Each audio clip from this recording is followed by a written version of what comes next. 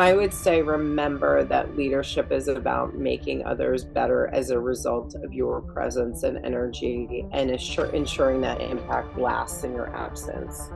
So, it's really about lifting each other up and giving a hand up and just remember that. And don't be afraid to ask for help. Hey, welcome to the Leadership Learning Podcast. I'm Jason McClaren. I'm Kelly Meerbott. All right. Hey, Kelly, welcome to the show today. Thank you, Jason. I'm honored to be here, especially you doing the work that you do. It's so important.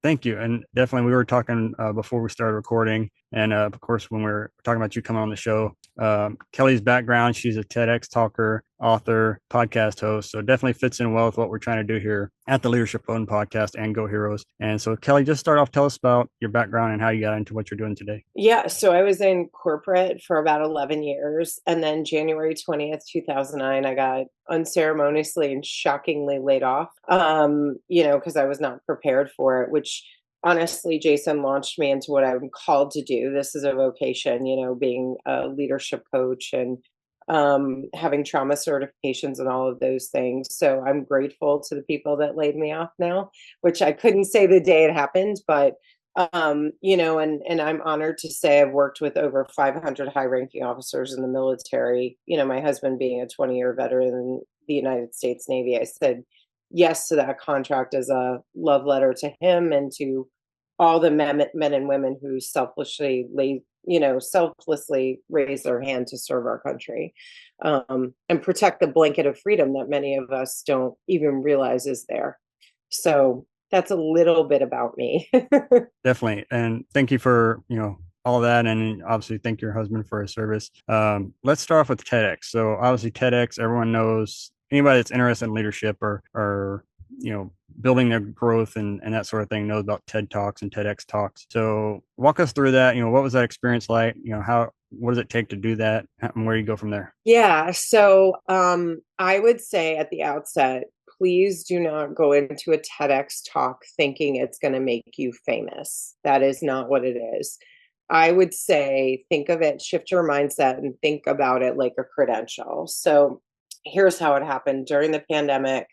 My speaking agent, Nicole Anderson, said to me, you should do a TED Talk. And it had already always been on my bucket list. And she had a consultant that had done a TED Talk, and had a business on getting people TED Talks. So I hired Jennifer and we applied. The limit, Jason, was 60, right? 60 applications. And we did 50 and I had 50 no's. And I looked at my husband, I was like, what the hell? Like, this is an idea we're spreading, like trauma being a bridge to each other. Like, you know what I mean? I was mind boggled. And then University of Central Oklahoma, the day before Thanksgiving 2020, said yes, and it's in April. So basically, you work with the organization. It's kind of TEDx is franchised, right? So they have the TEDx brand or the TED brand, but they're run individually differently, right? So as long as they adhere to certain guidelines, they're fine. So going out to Oklahoma was really interesting. Central Oklahoma is a lot more diverse and a little more progressive than I was expecting, which was beautiful, and the people there were incredible. It was the hardest talk I've ever given in my life, and I've given hundreds since I was 10 years old, reading from the Bible in church.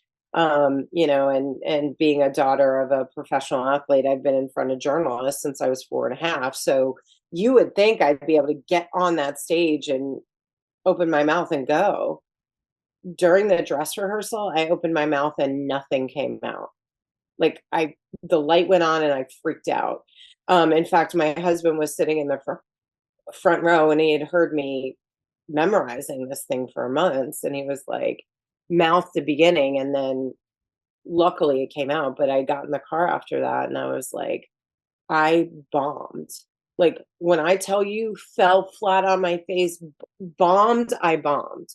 And then I remembered somebody who's a professional actor in my life said that if you bomb the dress rehearsal, the performance is great. So I called him and I'm like, I bombed that. Like, what the hell? Is this true? And he goes, oh, yeah, you need to have a shitty dress rehearsal in order to, which is exactly what happened. The next day, I meditated a ton, prayed, knuckle bumped myself in a mirror that was backstage, and just got on there and went out of my body. I don't remember it. I remember getting choked up one time, fixing like the clasp on my watch, like fell, fixing that, and then misquoting Viktor Frankl. Those are the three things I remember from the 18 minutes I was there. But I will tell you, it was a tremendous learning experience, a tremendous growth experience.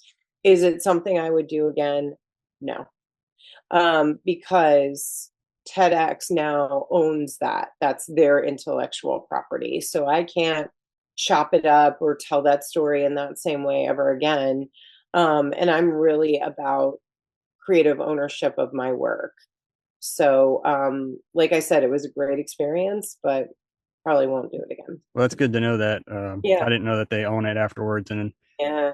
there's plenty of other places you can go, like podcast, or you can do other events that hopefully they let you keep your stuff. Yeah, because it is a powerful story. And not only was it, it was a love letter to my clients, really, like that you can get through some tremendous trauma that literally breaks you open and heal from that and leverage it to create healing within the world.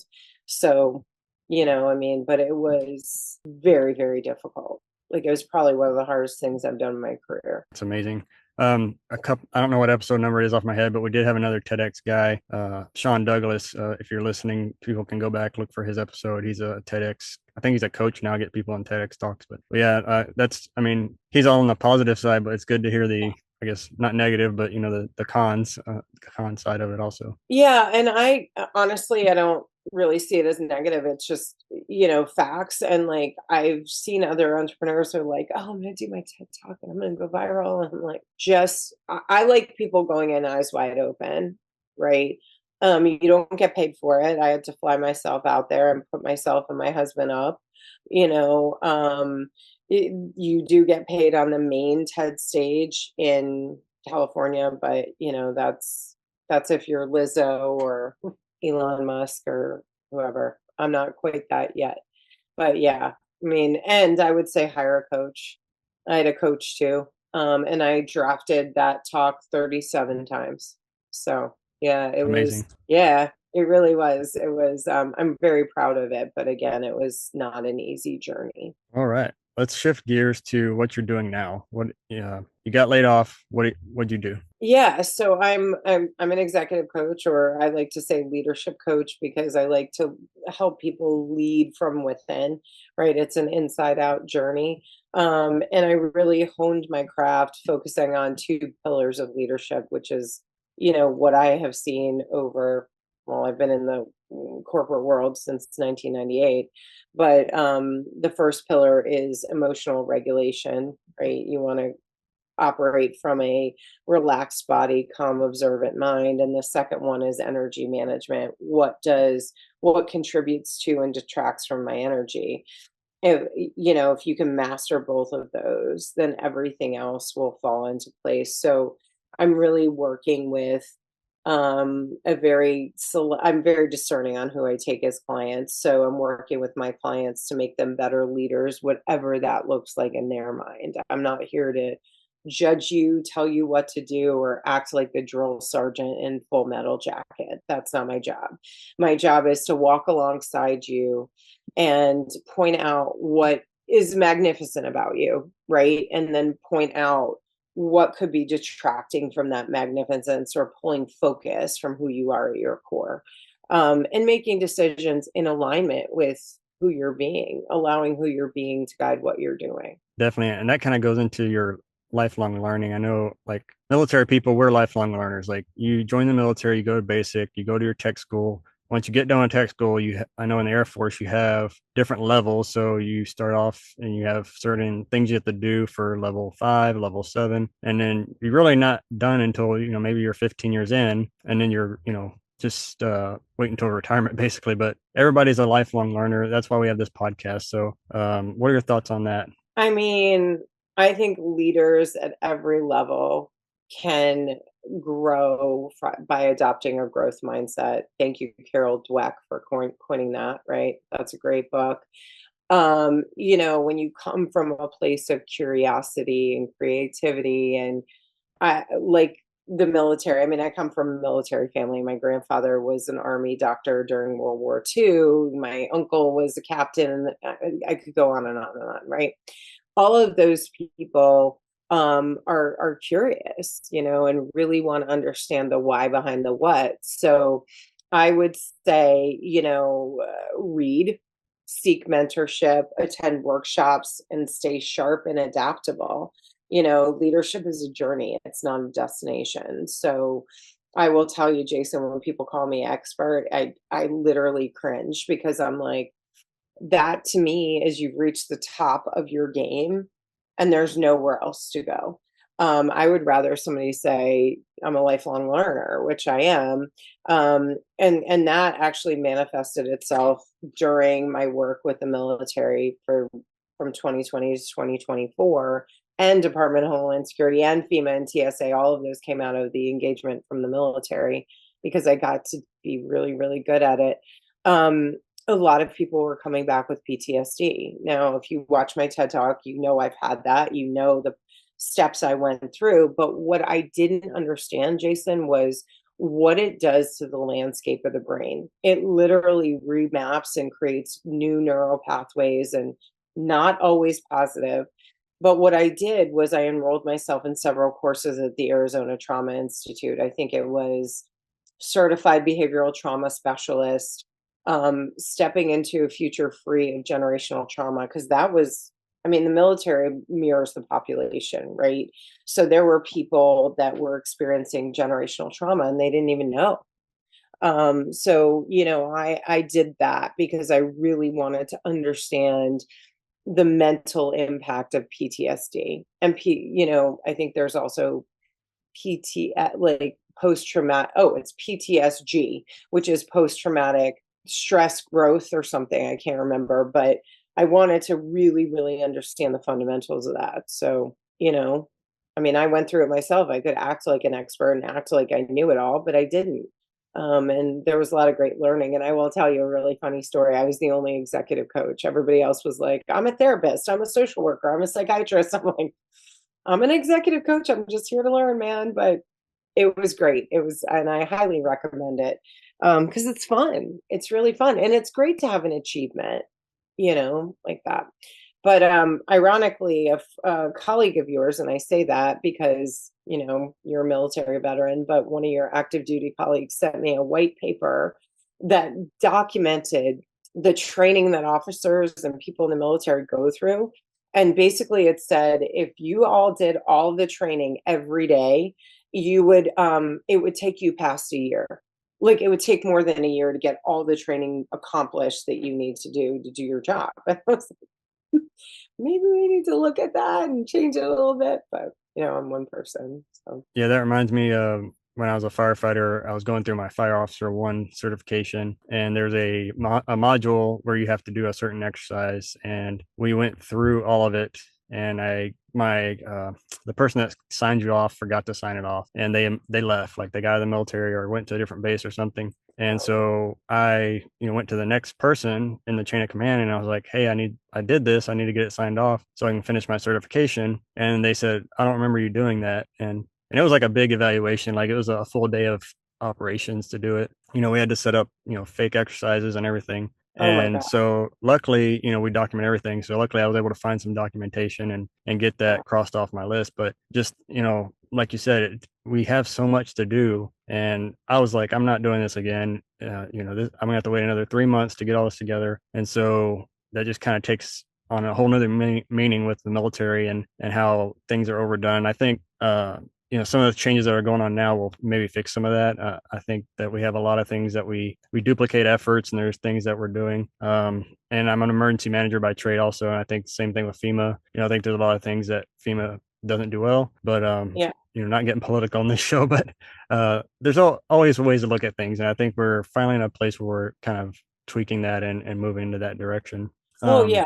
And I think, not to get political, but I think that a lot of, I would say since 2016, what we have seen as a culture and a population in the United States is the cracks that have probably existed for as long, I mean, I'm going to be 49 in April, for as long as I've been alive, but it was never illuminated, right? The waste, the inefficiencies. I mean, I work with government agencies all the time, and I'm sure you've heard this, Jason, where it's like, Kelly, we've always done it this way. And I'm like, how's that working out for you? Because I wouldn't be here if it was working. Because it's exactly. not. Then why am I here? Yeah, exactly. So I agree with you. I agree with you. And it makes me very sad that the military has been politicized. That's something that has been a source of angst for many of the people that I've worked with.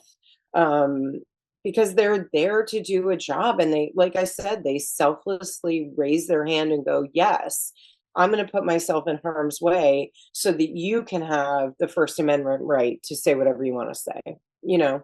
Um, Definitely. so, okay. So we've talked about mental health. Let's talk about emotional intelligence. Yeah. My wife and I were just talking about IQ yesterday, Yeah. but I know emotional intelligence. This is a thing I struggle with coming from the military, being military firefighter. Everything's authoritative, and when I took my first civilian job, I had to really work on my emotional intelligence to help the community that I was serving at the time. So Yeah. let's talk about that. How can we work to develop that better as leaders? Yeah, and I'll tell you, Jason, like I always try to meet my clients where they're at, right? So one of my favorite groups is to work with like very stoic military leaders or PhDs, because when I explain emotional intelligence and energy management in this way, it's like a light bulb goes on. So if you had, for instance, night vision goggles, right? And you're going into a situation, whether it's fire, whether it's first responder, and it's dark, it's pitch black, and your leader says you can't have those, you can't have the night vision goggles, and you're like, whoa, whoa, whoa, that helps me see, like there's something in there that I don't know, why would you take that away from them, right? Emotions and energy and your body are the same thing. They're guidance systems. They give you valuable data on what aligns with you as a human and what doesn't. And when I say that, people are like, wait, what? It's a guidance system. I'm like, yes. So if you're in a situation where you're leading and you know you're not your best self, right? Anyway, if you take away that data, you're not making a decision that is fully in alignment with who you are as a human. For instance, like one of my favorite quotes from Brene Brown is, we're not thinking beings that sometimes feel, we're feeling beings that sometimes think. So if you understand where your emotions are coming from, it's going to be easier to recognize that in the people either you're leading or you're co-creating with in your position. So emotional intelligence is something that millennials, Gen Z, Gen Alpha are demanding. It's not a nice to have. They are demanding that their leaders have it. And if you don't have it, they're going to find somebody else or some other organization they can work with that does, because it's extremely important, especially with the state of mental health in our country. I mean, I'm fully of the belief that some of these horrible things that are happening um, are rooted in mental health. We're the most traumatized cohort of adults living on this planet. I mean, one of the things I learned from Arizona Trauma Institute is you don't have to be an active participant in a traumatic event to be traumatized. You just need to see it. So think about that. I mean, and let's go back to George Floyd being murdered, which again, thank God for phones, but I wish I didn't want to see that, but it's a reality that the Black community has been dealing with for millennia, for more than 400 years. But at the same time, if I am, and I know I have a lot of friends in the Black community and colleagues that refuse to watch that because it's traumatizing, right? Or the horrible things we're seeing in California, in I mean, all of these things going on that with social media and mass media, we're constantly being bombarded with that negative and trauma. Which if we don't take care of that and put it somewhere else, it's going to manifest in a way that's unhealthy. Yeah, I just started a new show on one of the streaming services yesterday, and that was a key thing in the first scene was a police officer got shot, and everybody just pulled out their phones and started watching instead of helping. And I know they were doing that just to show the current state of the country, but as a veteran first responder, obviously we're going to play it different if something like that happens, but it takes that emotional intelligence to kind of handle those things. Yeah, well, it's interesting that you bring that up, because there was, during the racial uprisings of 2020, 2021, there was a young gentleman, 21. I believe his name was William. I can't remember his last name. Black man in West Philly. And he went running out of the house, I believe, with like a steak knife. And his mother called 911, and she said he is not mentally well. Like, he is not well. And the neighbors in the neighborhood, instead of lending a hand, pulled out their phones and were live streaming it. And I'm like, this is a man that's obviously unwell. He lived in the neighborhood for 21 years, and you're pulling out your phone? Like, that's just not a normal human reaction. It is something we've created, but it's not a normal human reaction. I will also tell you that when I was actively working with high-ranking officers, one of the things they said was, if you knew what Russia and China were doing in your social media, you would not use it. And it's like, I haven't had social media on my phone since November 2024. And I can tell you, my body has been more peaceful. I'm more creative.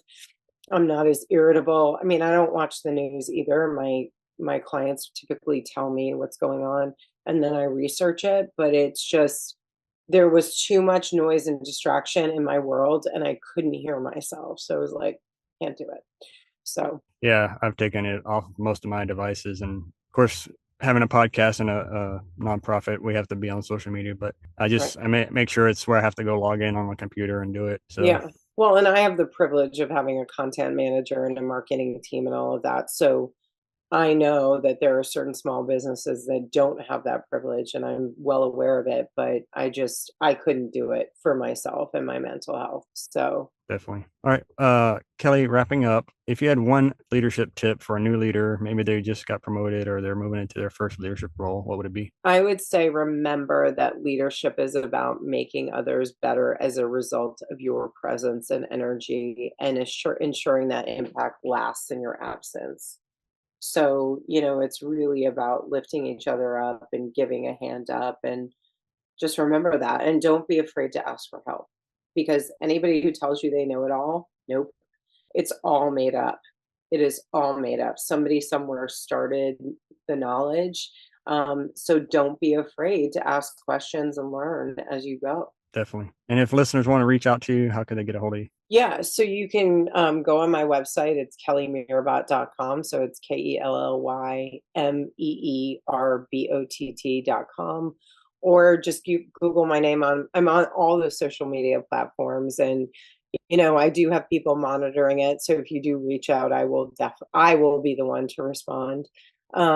So yeah, anyway, or listen to our podcast, or buy one of my books. I mean, anyway, but always, if you reach out to me through my website, I'm the one who responds to the inquiries. So awesome. We'll put links to all that in the show notes below. Everybody can get a hold of you there. Kelly, thanks for coming on the show. Thank you so much, Jason. And thank you for the important work you do and this great podcast. I'm honored that you asked me. I'm grateful for your time. Hey, everybody. This episode of the Leadership Loading Podcast was brought to you by Go Heroes Inc., goheroes.org.